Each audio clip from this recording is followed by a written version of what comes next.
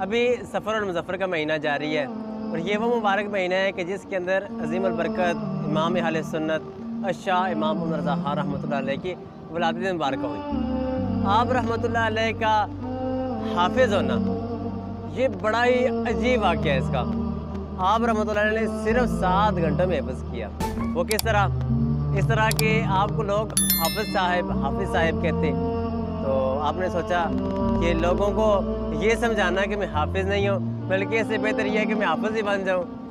आपने ये किया कि आप रमज़ान मुबारक के अंदर नमाज़ पढ़ने के लिए आप तशरीफ़ लेके जाते, तो वज़ू से लेकर नमाज के दरमियान जो वक्त बचता तकरीबन 15 मिनट बचते, तो इस वक्त के अंदर आप हिफ़्ज़ करते और जो याद करते वो रात को तरावी में सुना देते।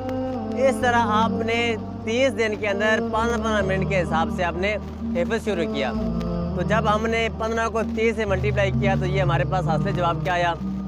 450, यानी 450 मिनट आपके हिफ़्ज़ के बने।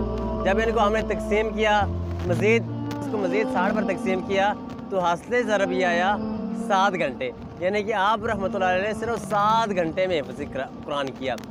आपके और जिस काम को देखें तो बस यही कहने को दिल करता है कि वादी रज़ा की कोई हिमालय रज़ा का है, जिस समत देखिए वो इलाका रज़ा का है।